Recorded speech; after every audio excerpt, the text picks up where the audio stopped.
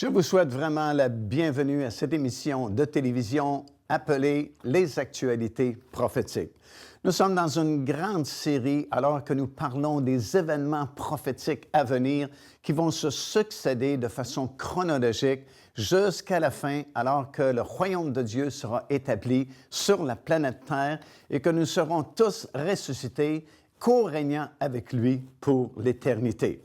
Nous avons vu plusieurs événements jusqu'à présent et nous sommes rendus à des moments vraiment très encourageants et glorieux, alors que nous avons parlé, bien sûr, du mariage de l'agneau avec sa glorieuse épouse, suivi du couronnement du Seigneur Jésus-Christ. Et après ce couronnement comme roi des rois et seigneur des seigneurs, il y aura ce grand défilé qui se rendra jusqu'à la nouvelle porte dorée pour nous permettre de faire une entrée triomphale dans la ville de Jérusalem, parce qu'il doit y avoir une reprise de cet événement-là, puisque la première fois, ça n'a pas bien fonctionné parce qu'Israël n'a pas reconnu son roi, son Messie, et a rejeté le Seigneur Jésus-Christ. Et pourtant, la parole de Dieu, elle doit être accomplie, la prophétie doit se réaliser, les portes doivent s'ouvrir, et le roi de gloire doit faire son entrée à Jérusalem de façon triomphale. Alors, puisque ça n'a pas bien fonctionné la première fois à cause de l'incrédulité d'Israël, après le couronnement du Seigneur Jésus-Christ, il y aura ce grand défilé qui traversera la porte dorée et nous ferons notre entrée triomphale dans la ville de Jérusalem afin d'accomplir justement les prophéties qui sont mentionnées, comme nous avons vu dans le livre des Psaumes. Et ce défilé-là, cette entrée triomphale, elle est mentionnée aussi dans le livre du prophète Michée. Alors, en tête de ce défilé-là, bien sûr, c'est le Seigneur Jésus-Christ, car Paul nous dit que Jésus-Christ doit être le premier en toutes choses. Il est d'ailleurs le premier rang de la résurrection des justes ou de la première résurrection, et il sera en tête de ce défilé-là à titre justement de roi des rois et seigneur des seigneurs, suivi de très près par David, à qui on a fait beaucoup de promesses et qui régnera avec le Seigneur Jésus-Christ à titre de prince sur les 12 tribus d'Israël. Et après le Seigneur Jésus-Christ et après David qui suivra le Seigneur Jésus-Christ, se trouveront tous les martyrs de la période des 7 années de tribulation à qui on a promis un règne pour une durée de 1000 ans seulement.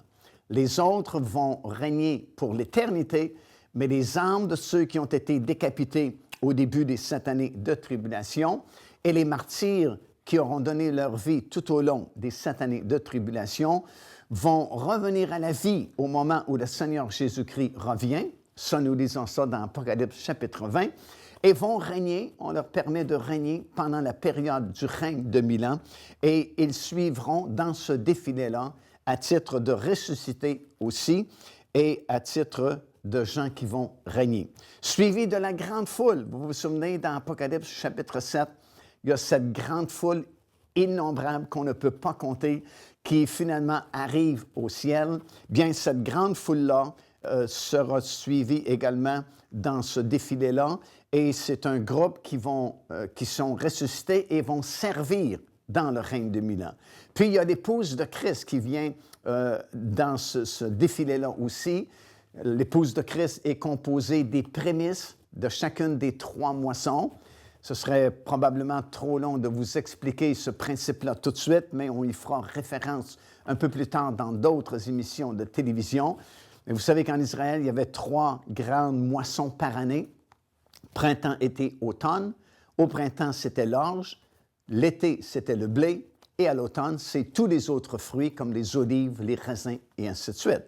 Et il y avait un principe que Dieu avait établi en Israël, c'est que personne ne pouvait moissonner son champ d'orge ou de blé ou des autres fruits avant d'avoir prélevé ce que la Bible appelle les prémices. C'est comme un échantillon d'orge ou de blé et des autres fruits qu'on devait apporter au sacrificateur au temple, au souverain sacrificateur, qui, lui, devait agiter la gerbe de blé ou d'orge devant l'Éternel afin qu'elle soit agréée. Et ce n'est qu'après que les prémices avait été prélevé que le cultivateur pouvait moissonner le reste de son champ. Et bien sûr, les semailles et les moissons en Israël s'harmonisent avec les différents rangs qui composent la première résurrection. Et c'est pourquoi nous savons qu'il y a d'abord la résurrection des prémices avant que le reste du champ ne soit ressuscité. Et l'épouse de Christ est composée des prémices de chacune de ces trois moissons, l'Ancien Testament, le Nouveau Testament et l'époque des 7 années de tribulation, l'Israël contemporain, celui qui vivra au moment des 7 années de tribulation. Tous ces prémices-là composent l'épouse du Seigneur Jésus-Christ. Ce sera suivi de tous les autres élus qui donneront leur vie durant les 7 années de tribulation et qui seront des servants aussi dans le règne du royaume de Dieu qui sera établi à ce moment-là sur la terre et pour l'éternité. Devenez partenaire avec ce ministère par votre soutien financier et aidez-nous à planter le flambeau de l'Évangile à travers le monde entier. Vous recevrez un enseignement audio à tous les mois de la part de l'évangéliste Mario Massicotte, ainsi que notre bulletin de nouvelles prophétiques incluant des enseignements bibliques, des nouvelles du ministère et des commentaires sur les actualités prophétiques, telles que vues pendant cette émission. Débutez dès aujourd'hui en visitant notre site web www.paindevie.org ou par courriel à info@paindevie.org ou en nous écrivant à Pain de Vie, casier postal 426 800 Square Victoria, Montréal, Québec, H4Z 1J7.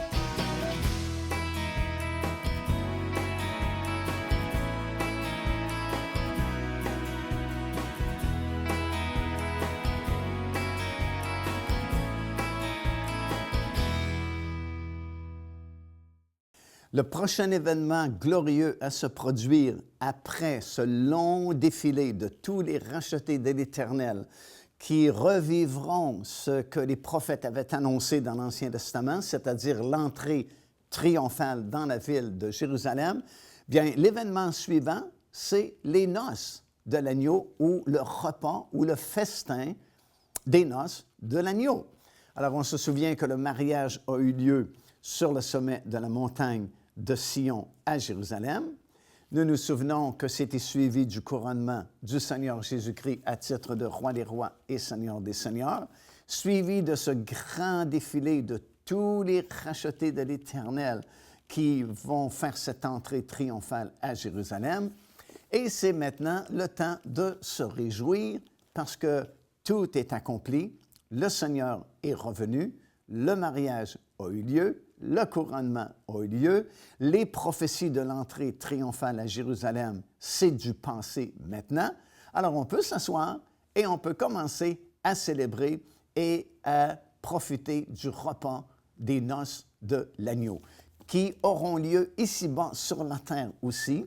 Et on a beaucoup d'informations à ce sujet-là, vous savez, dans la parole du Seigneur. Tout d'abord, dans Apocalypse, le chapitre 19, le verset 7 et 8, nous affirme que les noces de l'agneau sont maintenant venues à la fin des 7 années de tribulation. Réjouissons-nous, soyons dans l'allégresse et donnons-lui gloire, car les noces de l'agneau sont finalement venues et son épouse s'est préparée. Donc, l'annonce des noces de l'agneau, remarquez, elle est faite dans le 19e chapitre du livre de l'Apocalypse. Alors, loin de célébrer pendant 7 ans au ciel dans ce festin-là, non, l'annonce que les noces arrivent est faite à la fin du livre de l'Apocalypse, dans le chapitre 19, et ça nous dit maintenant de nous réjouir. Auparavant, c'est le temps des jugements, comprenez-vous? Ce n'est pas le temps de se réjouir au ciel, ce n'est pas le temps de festoyer aux noces de l'agneau, parce que durant les 7 années, ce sont des années de jugement. Et il y a une autre promesse qui a été faite aux enfants de Dieu, la promesse que nous allons participer dans les jugements du monde avec le Seigneur Jésus-Christ.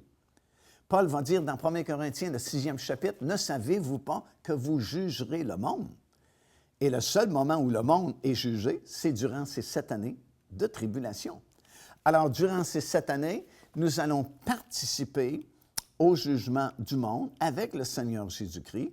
D'ailleurs, si vous remarquez bien, dans le livre de l'Apocalypse, lorsque les premiers sceaux du livre à 7 sceaux sont brisés, il y a une collaboration des rachetés de l'Éternel qui vont dire aux cavaliers, aux 4 cavaliers de l'Apocalypse, « Viens ». Alors, il y a une participation entre les rachetés de l'Éternel et le Seigneur Jésus-Christ, puisqu'on a eu cette promesse-là de participer au jugement du monde avec le Seigneur Jésus-Christ. Alors, c'est à la fin complètement. Nous lisons dans Ésaïe chapitre 24, versets 21 et 23, et dans le chapitre 25, des versets 6 à 8, les paroles suivantes. « L'Éternel régnera sur la montagne de Sion. L'Éternel prépare à tous les peuples sur cette montagne un festin de mets succulents, un festin de vin vieux, de mets succulents, plein de moelle, de vin vieux clarifié. » Alors, c'est clair comme de l'eau de roche. Ça dit, c'est sur cette montagne-là, la montagne de Sion, ici sur la terre, après le retour du Seigneur Jésus-Christ, c'est là que Dieu prépare un festin de mets succulents, un festin de vin vieux, de mets succulents, plein de moelle et de vin vieux clarifié. Alors, on parle du repas des noces de l'agneau. Et encore une fois, la Bible dit « Heureux ceux qui sont invités au repas des noces de l'agneau », ce qui fait une distinction, bien sûr, entre ceux qui sont invités au repas et la mariée elle-même qui fait le mariage. Et c'est la raison pour laquelle, d'ailleurs, on a un repas. Alors, le contexte de ces versets-là que je viens de vous lire dans le livre du prophète Ésaïe, méditez-le, relisez-le à nouveau, parce que le contexte de ces versets, c'est très clair, c'est à la fin de toutes choses. C'est lorsque le Seigneur Jésus-Christ sera revenu et qu'il aura mis un terme au péché et que son règne débutera sur la terre. C'est à ce moment-là que le repas des noces de l'agneau aura lieu. Alors, c'est vraiment très intéressant parce que non seulement nous allons participer, mais ici, nous avons un peu une description du menu qui sera à l'affiche aux noces de l'agneau, qui vous permettra d'avoir un avant-goût de ce qui se passera à ce moment-là sur la montagne de Sion à Jérusalem à l'occasion de ces fameuses noces-là de l'agneau. Puis, ça va être suivi de la plus grande, probablement, cérémonie d'ouverture, parce que c'est l'ouverture du règne de 1000 ans. C'est le prochain événement prophétique à se produire, l'ouverture du règne de 1000 ans qui va coïncider avec la célébration de la fête des tabernacles. Alors, je dois vous expliquer que le calendrier de Dieu, c'est un calendrier annuel. Et dans ce calendrier, Dieu avait choisi 3 fêtes qui devaient être célébrées, la Pâque, la Pentecôte et la fête des tabernacles. Et la dernière fête, la fête des tabernacles, ferme l'année, ferme le calendrier de Dieu. Et ces 3 fêtes-là, comme on a déjà dit, se subdivisent pour former en tout 7 fêtes annuelles. Donc, à chaque année, on célébrait les mêmes 7 fêtes. Et chacune de ces fêtes-là était une image d'un aspect prophétique que le Seigneur Jésus-Christ devait accomplir dans sa propre personne et par son ministère un jour. Et comme on a déjà dit, 4 de ces 7 fêtes-là ont déjà été accomplies par le Seigneur Jésus-Christ. Il ne reste que les 3 dernières fêtes à s'accomplir et elles seront accomplies par le retour du Seigneur Jésus-Christ pour sa bien-aimée, le retour du Seigneur Jésus-Christ après les 7 années de tribulation. Et là, à l'ouverture du règne de 1000 ans, c'est la grande fête, la fête des tabernacles, où on peut se réjouir parce que toute la moisson est entrée. Joignez-vous à nous afin de célébrer le Seigneur et entendre le message de la parole de Dieu par l'évangéliste Mario Massicotte. Venez recevoir ce que Dieu a préparé pour vous. Visitez notre site web www.paindevie.org afin de connaître notre itinéraire. Nous serions très heureux de vous rencontrer et de vivre des moments forts avec le Seigneur.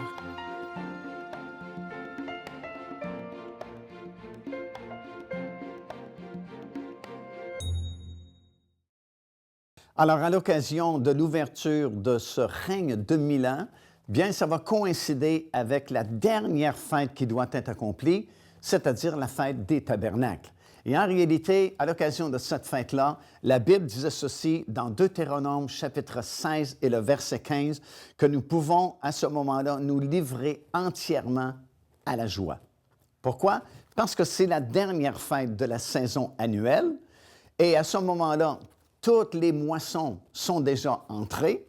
On a cultivé l'orge, on a cultivé le blé et on a fait la moisson de la dernière récolte de l'année, des raisins, des olives et de tous les autres fruits.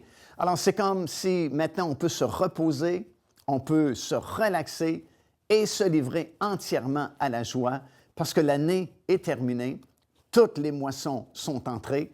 Le Seigneur a envoyé les bonnes pluies au bon moment pour que nous ayons les bonnes moissons et maintenant on peut se réjouir dans le Seigneur. Alors, cette 7e et dernière fête-là du calendrier de Dieu sera finalement accomplie par le Seigneur Jésus-Christ à l'occasion de l'ouverture du règne de 1000 ans. Maintenant, ça aussi, ce sera un grand événement prophétique à venir bientôt et ce sera sûrement une grande cérémonie, ça aussi, parce qu'imaginez, là, le Seigneur est revenu, le mariage est passé, le couronnement a eu lieu et puis nous sommes maintenant au festin des noces de l'agneau et c'est l'ouverture du règne de 1000 ans. Nous allons recevoir à ce moment-là les instructions particulières qui nous seront données par le Seigneur Jésus-Christ relativement à ce règne-là, parce que nous serons avec lui et nous allons régner avec le Seigneur Jésus-Christ.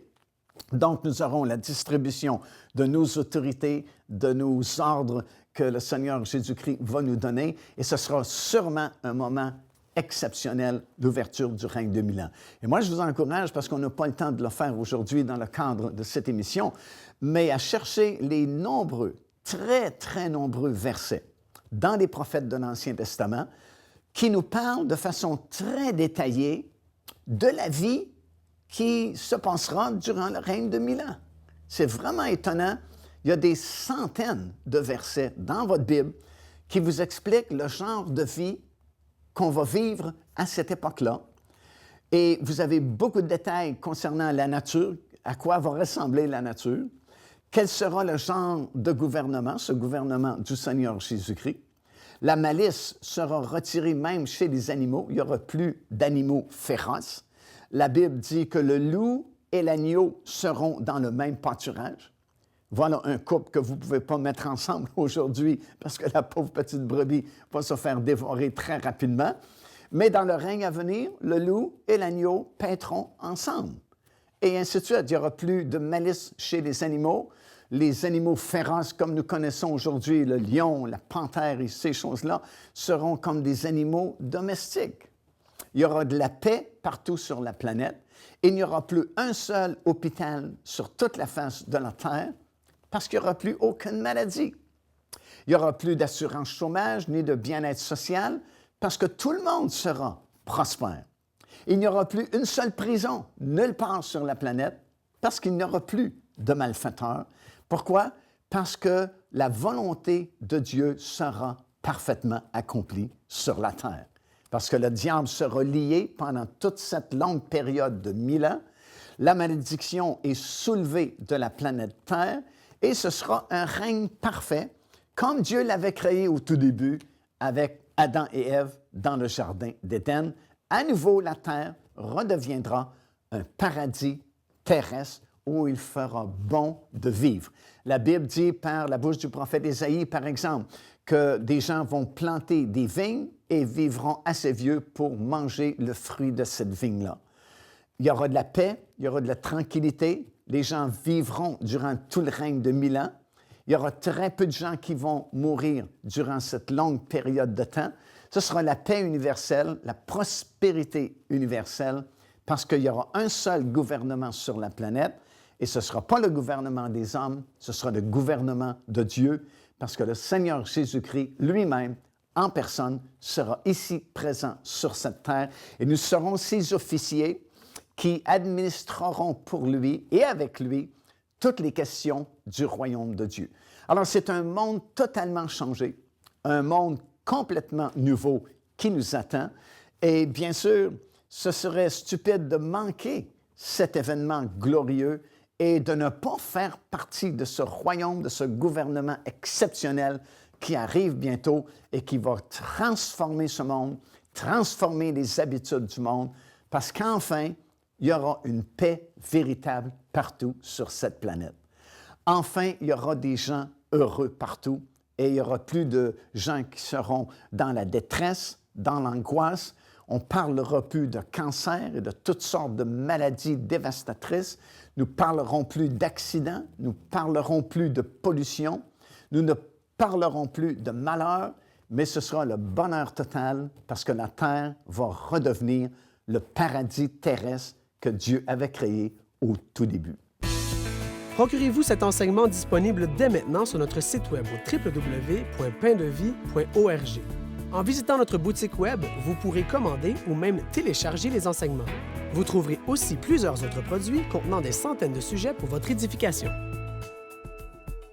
Alors, à la fin de ce règne de 1000 ans, qui sera un règne parfait, parce que ce sera le gouvernement de Dieu qui aura juridiction partout sur la planète, et nous allons co-régner durant toute cette longue période avec le Seigneur Jésus-Christ, recevant en autorité différentes villes, comme il est promis à certains le gouvernement de 10 villes, à un autre le gouvernement de 5 villes, à un autre le gouvernement de 2 villes. Alors, dépendamment de notre fidélité présentement à servir le Seigneur Jésus-Christ, bien nous serons récompensés en conséquence durant ce règne de 1000 ans. Le diable est lié pendant toute cette longue période de 1000 ans, mais à la fin du règne de 1000 ans, il sera délié pour un peu de temps afin de permettre une dernière épreuve. Parce qu'il faut bien comprendre que pendant 1000 ans, la terre a été repeuplée abondamment par ces nations qui ont été sélectionnées pour bénéficier du règne de 1000 ans à titre de nation dans leur corps humain, dans leur corps physique. Et ces nations-là, bien sûr, ont repeuplé la terre pendant 1000 ans, parce que très peu de personnes sont mortes durant cette longue période de temps. Et il y a des milliards et des milliards et des milliards de personnes qui vivent présentement sur la planète Terre à la fin de ce règne de 1000 ans. Et parce que pendant 1000 ans, bien sûr, on a plusieurs générations qui se sont succédées, bien, pour les gens, à un moment donné, après plusieurs années, l'histoire de Jésus-Christ, l'histoire de ses souffrances, de sa mort sur la croix de Golgotha, bien, c'est une histoire, justement. Et ils doivent avoir, tout comme nous, un test de foi, parce que c'est par la foi que nous avons accepté le Seigneur Jésus-Christ. Et eux ont bénéficié du règne de 1000 ans à cause, vous vous souvenez, de leurs bonnes œuvres et leurs bonnes actions qu'ils auront fait en faveur d'Israël durant la période des tribulations. Alors, afin qu'il y ait une justice aussi envers ces gens-là, Dieu va permettre un test de foi et permet que le diable soit relâché pour très peu de temps à la fin du règne de 1000 ans. Et le diable va proposer une dernière tentation à ces milliards de personnes-là. Et la tentation sera vraiment très forte et très subtile parce que la Bible dit que plusieurs vont succomber à cette tentation-là parmi les nations. Comprenez, nous qui serons ressuscités ne serons pas assujettis à cette tentation-là, mais la tentation est proposée aux nations dans leur corps physique qui ont repeuplé la terre. Et beaucoup de gens vont trahir le Seigneur Jésus-Christ et vont choisir la proposition que l'ennemi va leur faire. Mais alors là, il y a un feu qui descend du ciel et qui extermine tous ceux qui ont succombé à cette tentation-là et vont rejoindre tous les autres qui sont toujours dans le séjour des morts parce qu'ils n'ont pas été ressuscités dans la résurrection des justes. Et là, c'est la fin. La Bible dit que le ciel va se dérouler comme un livre. La terre elle-même s'enfuit et elle sera rénovée par le feu. Et là, tous les autres morts, tous ceux qui n'ont pas été ressuscités dans la première résurrection, qui est la résurrection des justes, la Bible dit ils vont revenir à la vie et vont comparaître devant le jugement du grand trône blanc. Alors imaginez, il n'y a plus de firmament en haut, il n'y a plus de terre en bas, c'est comme dans le vide, et il y a ce grand trône du jugement de Dieu, et tous les autres morts, tous les injustes, tous ceux qui n'ont pas été ressuscités dans la première résurrection, vont revenir à la vie et vont comparaître devant le jugement du grand trône blanc.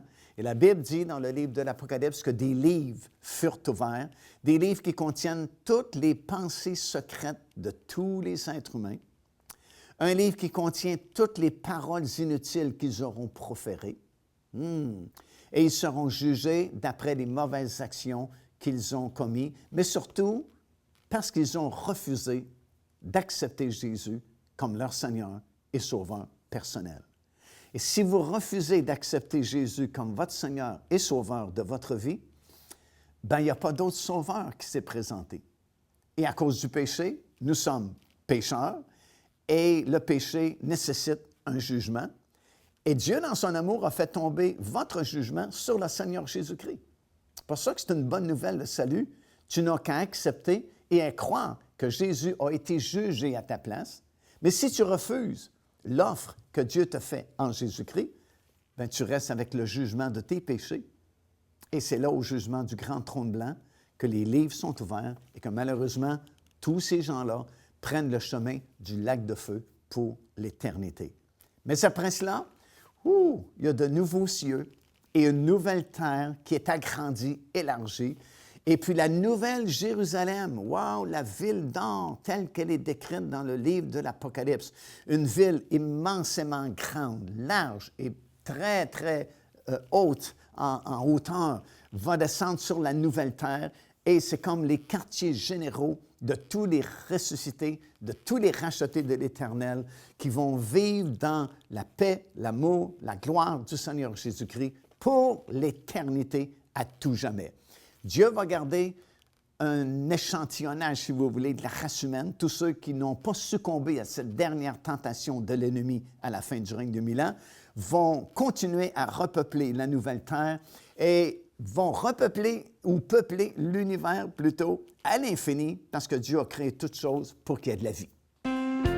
Car Dieu a tant aimé le monde qu'il a donné son Fils unique, afin que quiconque croit en lui ne périsse point, mais qu'il ait la vie éternelle. Téléchargez gratuitement l'enseignement « Le salut, c'est quoi ?» en visitant notre site web www.paindevie.org et recevez la grâce merveilleuse que Dieu vous offre. Alors, quelle promesse glorieuse de pouvoir régner un jour avec le Seigneur Jésus-Christ dans un monde complètement nouveau, et non seulement sur cette terre, mais dans l'univers au complet que Dieu a créé jadis.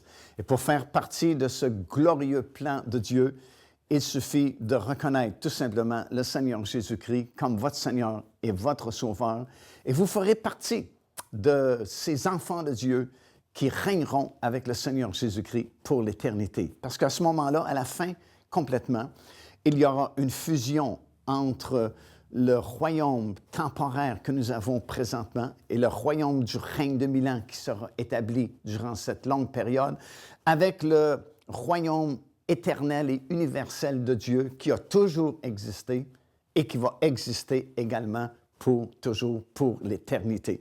À ce moment-là, il y aura la fusion et Dieu va réaliser ce qu'il avait promis de réunir toutes choses en Jésus-Christ, autant celles qui sont sur la terre, la Bible dit, que celles qui sont dans le ciel. Le ciel et la terre seront fusionnés ensemble et ce sera un univers absolument merveilleux qui durera pour l'éternité. Et nous avons cette promesse, il n'y aura jamais plus d'autres épreuves, jamais plus d'autres tentations, mais ce sera pour l'éternité le règne éternel de gloire de Dieu.